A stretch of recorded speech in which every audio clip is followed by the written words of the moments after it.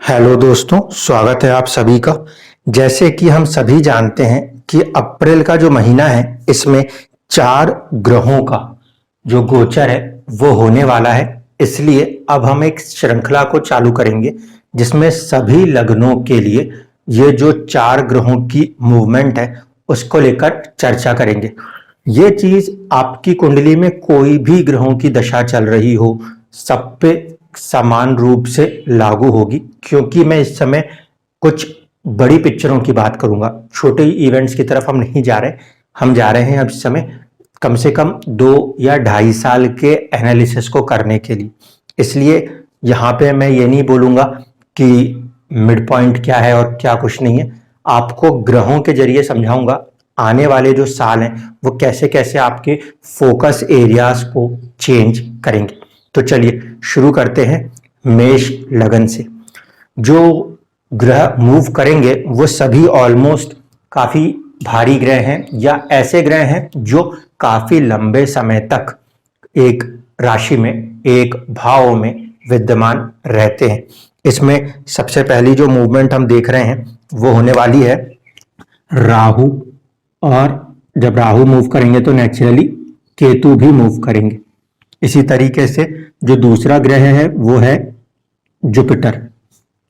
तीसरा जो ग्रह है वो है शनि।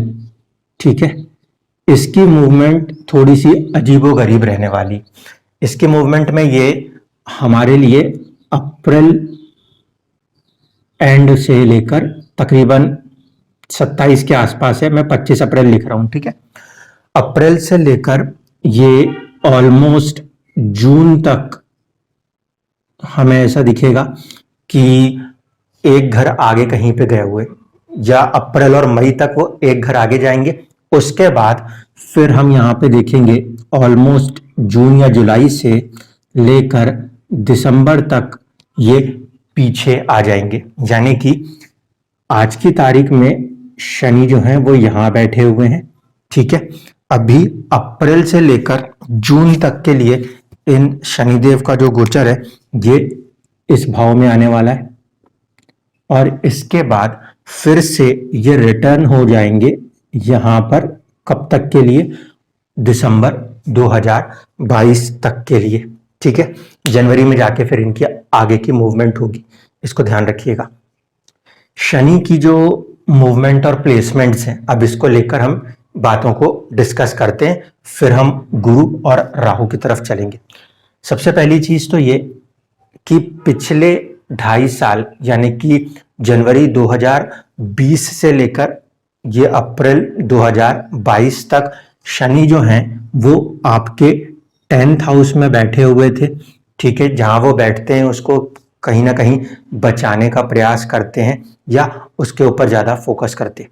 तो यहाँ पे शनि जो है 10वें घर में बैठ के आपको कहीं ना कहीं फोर्स कर रहे थे जॉब या वर्क के लिए, किसी तरीके से भी, चाहे तो उसे पाने के लिए, और यदि आप उसके अंदर हैं तो उसके अंदर भी आपको वहां पे मेंटेन रखने के लिए, क्योंकि शनि जहां बैठते हैं वहां पे उसको बचाने का प्रयास करते हैं।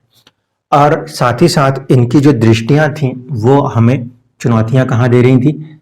एक दृष्टि जो थी वो इस भाव पे थी, तीसरी दृष्टि जो कि आपसे बेवजह के खर्चे भी करवा रही थी, और कोशिश ये थी कि किसी तरीके से ये खर्चे जो हैं काबू में आए, 3rd हाउस। ठीक, इसी तरीके से ये दृष्टि जो है ये 4थे भाव के ऊपर थी, मन के ऊपर थी। इसीलिए कुछ हद तक निराशा भी कह सकते हैं, या फिर घर के अंदर कुछ हद तक तनाव की स्थितियां भी मौजूद थी। इसके बाद इसकी जो 10वीं दृष्टि है वो इस भाव के ऊपर थी। इस कारण से हम ये भी कह सकते हैं कि यदि आप मैरिड हैं तो फिर मैरिटल लाइफ के अंदर चुनौतियां खड़ी कर रहे थे। अगर मैरिड नहीं है तो फिर आपके व्यापार, आपकी दैनिक दिनचर्या में और आपके साझेदारी में कहीं ना कहीं आपको परेशानी महसूस हो रही थी। ठीक है, ये तीनों भाव के रिजल्ट्स, बल्कि तीनों क्या, जहां बैठे हैं वहां के भी, ये चारों भाव के रिजल्ट्स जनवरी 2020 से लेके अप्रैल 2022 तक के अंदर थोड़े थोड़े ड्यूरेशंस के लिए देखे जाएंगे। ऐसा नहीं है कि पूरे के पूरे 2.5 साल एक जैसे होते। 2.5 साल का कुछ एक हिस्सा मानसिक परेशानियों को लेकर आया, खर्चों को लेकर आया, विदेश की चीजों को लेकर आया, तो इसी तरीके से कुछ हिस्सा घर के अंदर की चुनौतियों को लेकर आया। हो सकता है कि कहीं घर छोड़ने की बात हो या फिर घर वालों से थोड़े से मनमुटाव हो। इसी तरीके से एक पार्ट जो है उसका वो आपके लिए 7th हाउस आपके मैरिटल हैप्पीनेस और आपके दैनिक दिनचर्या या फिर आपकी दूसरों के साथ साझेदारी के ऊपर इम्पैक्ट कर रहा था। अब जो ये अप्रैल में इनकी मूवमेंट होगी, उस मूवमेंट के बाद ये जो चैलेंजेस हैं 3 महीने के लिए हम देखेंगे। अप्रैल से लेकर जून तक ये सिचुएशन यहां से चलेगी। यहां पे चलने से क्या होगा, कुछ लाभ या तरक्की की तरफ आप बढ़ोगे, क्योंकि कर्म जो है उसका स्वामी लाभ भाव में जाएगा और लाभ भाव में गया हुआ कोई भी ग्रह लाभ देने का प्रयास करता है। तो ये ज्यादा वक्त का नहीं है, ये 2 या 3 महीने की सिचुएशन है। बहुत ज्यादा डिग्रियां भी अंदर एंटर नहीं होंगी, लेकिन जिन लोगों की जो जन्म कुंडली में 11th हाउस शुरुआती डिग्रियों में होगा, उनके ऊपर बहुत ज्यादा प्रभाव शुरुआत में पड़ता हुआ नजर आएगा। जब शनि यहां बैठेंगे तो अब इनका जो इम्पैक्ट एरिया है वो चेंज होगा। अब आपको ध्यान किस पे रखना है, सबसे पहले ध्यान रखना है अपने हेल्थ पे। पॉजिटिव साइड ये है कि ये आपकी पर्सनालिटी को चेंज करेंगे। दूसरा साइड ये भी है क्योंकि फर्स्ट हाउस हेल्थ पे होता है और उस पर रोग का कारक ग्रह देख रहा है, तो अगर आप उस एज ग्रुप में आते हैं, यानी कि अगर आप वृद्ध हैं, तो वहां पे आप थोड़ा सा सतर्क रहिएगा अपने हेल्थ के मामले में। जो लोग युवा हैं और जो लोग बच्चे हैं, उनके लिए यहाँ पे हम कह सकते हैं कि ये पर्सनैलिटी चेंज का वक्त हो सकता है। ठीक है, अभी ये शुरुआत ये होगी अप्रैल से जून तक। इसके बाद इसका जो दूसरी चैलेंज आ रही है वो आ रही है आपके 5th हाउस के ऊपर। तो अगर बच्चे हैं तो थोड़ा सा हो सकता है पढ़ाई से मन दूर हटे, ठीक। और अगर आपके पास संतान है, माता पिता है, तो वहां पे हो सकता है कि कुछ हद तक बच्चों से दूरी बनने की एक संभावना यहाँ पे इस पीरियड में बन सकती है। काम की व्यस्तता बढ़ सकती है। इसी तरीके से यहाँ बैठने के बाद शनि का जो 10th एस्पेक्ट होगा वो शिफ्ट होगा कहाँ पर, वो होगा आपके 8th हाउस पे। 8th हाउस जो होता है वो ट्रांसफॉर्मेशंस का होता है और शनि जो है वो जिंदगियों में बदलाव को भी दर्शाते हैं। ठीक है, क्योंकि कर्म के द्वारा ही दुनिया बदलती है। तो शनि का यहाँ पे बैठना अप्रैल से लेकर जून तक किसी एक ट्रांसफॉर्मेशन को भी एक्टिव कर सकता है।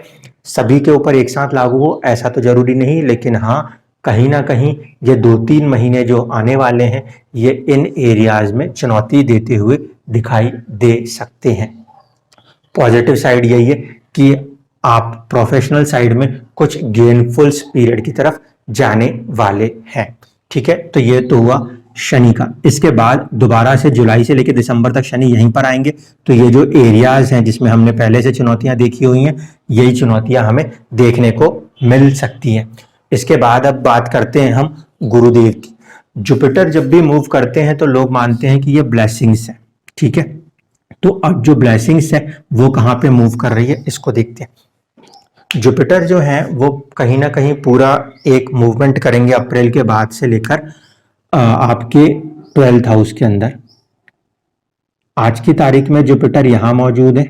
ठीक है, लाभ भाव में बैठे हुए हैं, संतान के ऊपर दृष्टि दे रहे हैं, संतान से करीबी बना रहे हैं। संतान भाव बोले तो ये वाला पंचम भाव जो है इस पे दृष्टि दे रहे हैं गुरुदेव, और यहाँ पे अभी वो अपना सबसे ज्यादा आकर्षण और अपना प्रेम जो है वो बांट रहे हैं।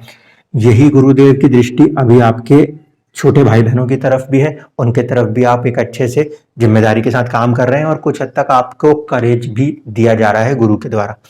इस गुरु की एक दृष्टि जो है वो 7वें भाव के ऊपर है, जो कि बैलेंस करने का प्रयास किए हुए है। शनि के सेपरेटिव एस्पेक्ट को जुपिटर का जो एक एस्पेक्ट है वो बचाए हुए है कि सेपरेशन ना क्रिएट हो। तो ये चीजों को गुरुदेव यहाँ से बैठ के कर रहे थे। अब जब हम बात करेंगे अप्रैल में गुरु की मूवमेंट होने के बाद ये जुपिटर जो है ये उठेंगे और ये चले जाएंगे आपके 12th हाउस में। अब ये 12th हाउस में जो आपके जुपिटर जाएंगे, यहाँ पे देखिए ये अच्छी स्थिति भी है और थोड़ी सी बुरी स्थिति भी कह सकते। अच्छी स्थिति इसलिए है क्योंकि आपके किस्मत का मालिक अपने से 4 घर आगे जाएगा, यानी कि भाग्य के सुख की एक कंडीशन बनेगी। गुरु जो है वो अपनी ही राशि में मौजूद है। यहाँ पे जब ये पाप पीड़ित होंगे तो विपरीत राजयोग की परिस्थितियां भी बनाएंगे। 12वें घर का स्वामी 12वें में बैठा है। विदेशों से जुड़े हुए अगर कोई काम आप करना चाहते हो या कोई बड़े खर्चे होने हैं तो उसके लिए यहाँ पे ये सपोर्ट करेंगे। इनकी एक दृष्टि जो है वो आएगी आपके चौथे भाव के ऊपर, ठीक है। उस कंडीशन में फोर्थ हाउस यानी कि मनोस्थिति को एक पॉजिटिविटी नजर आएगी। मदर जो है उनके लिए ये एस्पेक्ट भी एक पॉजिटिव वे में नजर आएगा। इसको इम्पैक्ट तब मिलेगा जब शनि आपका वापस पीछे आएंगे और फिर इस पे दृष्टि करेंगे। आज की तारीख में केतु और शनि की दृष्टि यहाँ पे परेशानी का कारण है, लेकिन जब केतु की मूवमेंट भी हम देखेंगे, शनि की मूवमेंट होगी और गुरु यहाँ पर आएंगे तो मन में एक खुशी का भाव पैदा करने की क्षमता बनती है। गुरु की एक दृष्टि जो है वो अष्टम भाव के ऊपर है, जो कि ट्रांसफॉर्मेशन है, यानी जिंदगी में आने वाले बदलाव को वो कहीं ना कहीं दर्शा सकता है।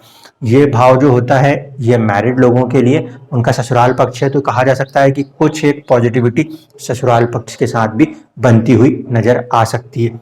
ध्यान रखिएगा 12वें घर की एनर्जी को लेकर वो काम कर रहे हैं। 12वां घर जो है वो भी थोड़ा सा सेपरेशन वाली एनर्जी को दिखा सकता है, क्योंकि 6 8 12 को हम थोड़े से त्रिक भाव मानते हैं, बुरा मानते हैं, तो कुछ अच्छा करने के लिए कुछ बुरा होता है, इसीलिए चेंज ऑफ प्लेस होने की एक संभावना यहाँ पे बन सकती है, क्योंकि यहाँ भी ट्रांसफॉर्मेशन है और ये प्रॉपर्टीज को दर्शाने वाला भाव है। तो ये गुरु की मूवमेंट है और ये तकरीबन अप्रैल के बाद से लेकर आपको 1 साल के लिए ऐसा वक्त या मौके देखने को मिल सकते हैं। उस 1 साल के अंदर जो ड्यूरेशन हम ले रहे हैं उसमें इस बात को ध्यान रखते चलिएगा कि कुछ ड्यूरेशंस के लिए विदेश या खर्चों वाला काम होगा, कुछ ड्यूरेशंस के लिए प्रॉपर्टी वाले काम होंगे और कुछ ड्यूरेशंस के लिए आपके कुछ बदलाव के काम होंगे। यहाँ पे अष्टम भाव पे दृष्टि होने के कारण कभी कभी पैतृक संपत्ति मिलने की संभावनाओं को भी जागृत करते हैं, ठीक है। तो ये गुरुदेव की मूवमेंट है जो कि इन 3 एरियाज से जुड़कर आपको अपनी चीजों को अब प्लान करने के लिए कहेंगे 1 साल के लिए। खर्चों के लिए तैयार रहिए, प्रॉपर्टीज के लिए और एंसेस्ट्रल प्रॉपर्टीज के लिए, या फिर अपने अंदर आने वाले किसी ट्रांसफॉर्मेशन के लिए, अपने मन में होने वाले बड़े बदलाव के लिए, और साथ ही साथ कुछ हद तक धार्मिक कार्यों से जुड़े हुए कामों में या सुखों को पाने के लिए ये स्थितियां आपके लिए बनती हुई नजर आएंगी। अब आखिरी में बात कर लेते हैं कि केतु की जो मूवमेंट है और राहु की जो मूवमेंट है, ये दोनों एक साथ ही मूव करते हैं। इनकी मूवमेंट हमें क्या दर्शाती है? राहु और केतु की जो मूवमेंट आ रही है वो आप देखो, आज की तारीख में ये इस तरफ पे मौजूद है। यहाँ पे है राहु आपका और यहाँ पे मौजूद है केतु। इस समय केतु जो है वो थोड़ा सा आध्यात्मिक या फिर चीजों की बारीकियों को खोजने में प्रयत्न करा रहे हैं, और राहु जो है वो इच्छा दे रहे हैं किसकी? धन की। लेकिन यहाँ पे राहु का बैठना वाणी से थोड़ी सी चुनौतियां दे सकता है, क्योंकि राहु अचानक वाला ग्रह है और वाणी भाव में बैठा है। अचानक से हमने किसी से कुछ बोला और कुछ बात की बात कहीं इधर उधर हो गई, तो ये परिस्थितियों को ये अभी मेंटेन करे हुए।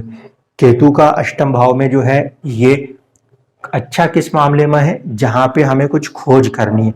जो लोग मैरिड हैं उनके लिए ये समय थोड़ा सा नेगेटिव था, खोज करने वाले कामों के लिए पॉजिटिव था। अब ये मूवमेंट जब होगी तो राहु जो है वो आएंगे लगन के अंदर, ठीक है, और केतु जो आएंगे वो आएंगे आपके सप्तम भाव में।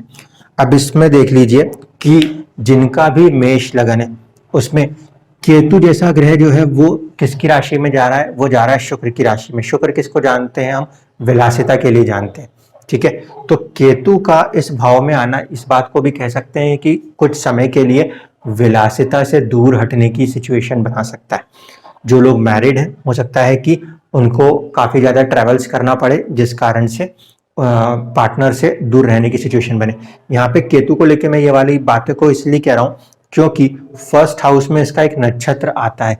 ऐसी स्थिति में जिन भी लोगों का जन्म अश्विनी नक्षत्र से हुआ है, जिनके फर्स्ट हाउस में 0 से लेकर 13.20 तक का फैक्टर है, अश्विनी नक्षत्र है, उनके लिए ये लंबी यात्राओं का दौर होगा। हाँ, साथ ही साथ उन लोगों के लिए ये अच्छी बात होगी क्योंकि अभी तक वो काफी एक अनसर्टेनिटी से गुजर रहे थे, अब उनका दिमाग एक सर्टेनिटी की तरफ भी आएगा। लेकिन ये पोजीशन मैरिटल लाइफ के लिए थोड़ी सी अप्स एंड डाउन्स वाली होगी।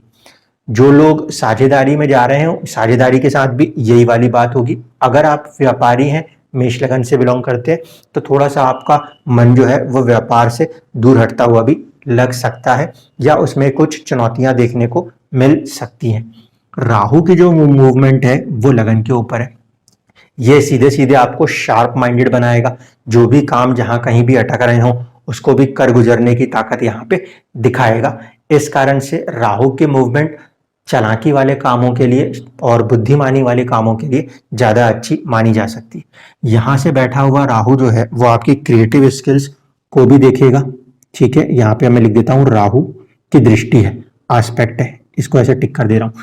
इसी तरीके से यहाँ पे भी राहु की दृष्टि है, एस्पेक्ट है, इसको भी टिक कर दे रहा हूं।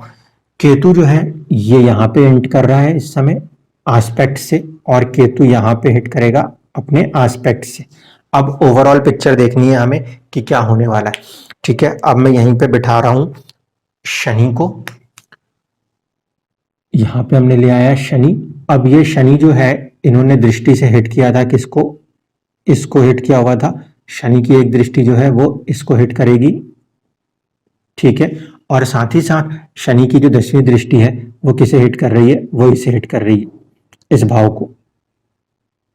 ठीक है, जब ये दृष्टि हिट करेगी उस समय यहाँ पे केतु नहीं बैठेंगे, यहाँ पे राहु नहीं बैठेंगे। ठीक, आखिरी बचे हैं वो है गुरुदेव। तो गुरुदेव को उठाते हैं और यहाँ पे बिठा देते हैं हम जुपिटर को। जुपिटर यहाँ पे एस्पेक्ट कर रहे हैं और जुपिटर का यहाँ पे भी एस्पेक्ट है। ठीक है, इसके अलावा जुपिटर का कहीं पे भी एस्पेक्ट नहीं है। तो ओवरऑल अब आप ये समझ लो, जिन भी लोगों का आपको मेष लगन दिखाई देता है, कोई भी दशाएं चल रही हो, इस समय उनके ऊपर उनके लाभ भाव में कुछ बारीकी और तरक्की के अवसर प्रदान किए जाएंगे।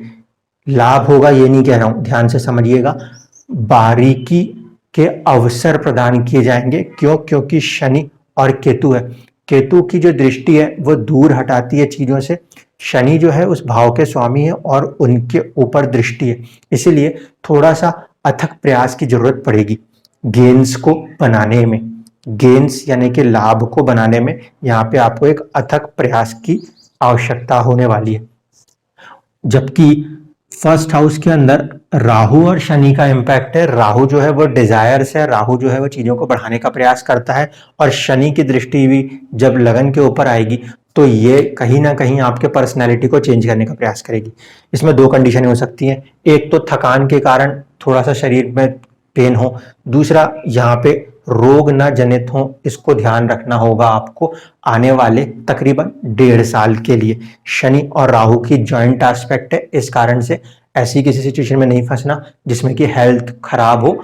हाँ, पर्सनैलिटी राइज हो रही है, वैसे कोई आप काम या कोई स्किल्स को सीख रहे हैं उसके लिए बहुत अच्छा है, क्योंकि यहाँ पे शनि और केतु की युति आपके स्किल्स का लाभ होता हुआ दिखाएगी। ठीक है, उस पॉइंट पे ये अच्छा है। फिर केतु का यहाँ एस्पेक्ट है, यहाँ पे कोई दूसरा एस्पेक्ट नहीं है, तो करेज को थोड़ा सा कम करते हुए हम अपने कामों में लगे रहेंगे। लाभ जो है राहु की सिंगल दृष्टि वो 9th हाउस पे है, किस्मत से अचानक से कुछ लाभ की परिस्थिति बनेगी, लेकिन राहु जो है वो गुरु को सपोर्ट नहीं करते, इसीलिए धर्म से थोड़े से विमुख होने की संभावना भी बनेगी। संतान पक्ष के ऊपर शनि और राहु जैसे दो ग्रहों का एक इम्पैक्ट आ रहा है दृष्टि से, इस कारण से यहां से थोड़ा सा हम अपने आप को दूर हटा सकते हैं, क्योंकि उनके लिए प्रेम बढ़ रहा है, पास में रह के नहीं तो दूर हट के बढ़ेगा, ऐसी परिस्थितियां यहाँ पे बन सकती है। पॉजिटिव साइड जो है वो है कि शनि और गुरु दोनों ही कहीं ना कहीं अब जिंदगी को बदलना चाहते हैं, और इस कुंडली में शनि और गुरु कुछ और नहीं होते। ध्यान से देखिए, जुपिटर जो है इस कुंडली में वो आपके लिए भाग्य के स्वामी है, और साथ ही साथ 12th हाउस जो कि किसको दिखाता है, एक परिवर्तन को कह सकते हो, या फिर कह सकते हैं कि विदेश को दर्शाता है, और या फिर साथ ही साथ 9th हाउस से चौथा होने के कारण भाग्य के सुख को भी दर्शाता है। ठीक है, ये एक है जो कि इम्पैक्ट करने वाला है। साथ ही साथ है आपका शनि। शनि जो है वो आपका है 10th हाउस, आपका स्टेटस, और 11th हाउस आपका लाभ। तो ये जो 4 भाव हैं, 1, 2, 3 और 4, ये मिलकर कहीं ना कहीं एक बड़े बदलाव को आपके जिंदगी में लाना चाहते हैं। इसीलिए मेष लगन वालों के लिए कुछ बड़े बदलाव की स्थिति अप्रैल के बाद से लेकर आने वाले 2.5 सालों तक रहेगी। अब उसको थोड़ा और छोटा करते हैं।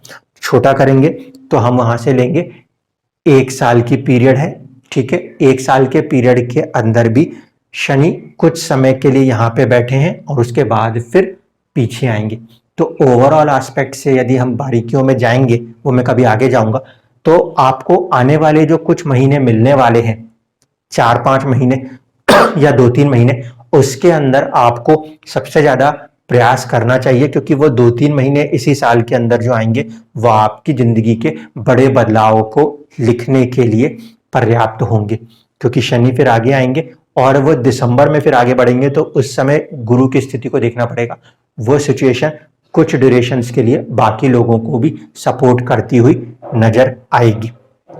ओवरऑल एस्पेक्ट से मैं बात करूं तो मन खुश रहेगा, क्योंकि गुरु की दृष्टि आने वाली है। और कर्म के अंदर कुछ चुनौतियां किसके अंदर आएंगी? कमाई के अंदर, अर्निंग्स के अंदर कुछ चुनौतियों के साथ आप अपने कर्म में इस समय आगे बढ़ते हुए अपने आप को देख पाएंगे। इसके लिए आप लोगों को अब प्रिपेयर हो जाना चाहिए। धन्यवाद।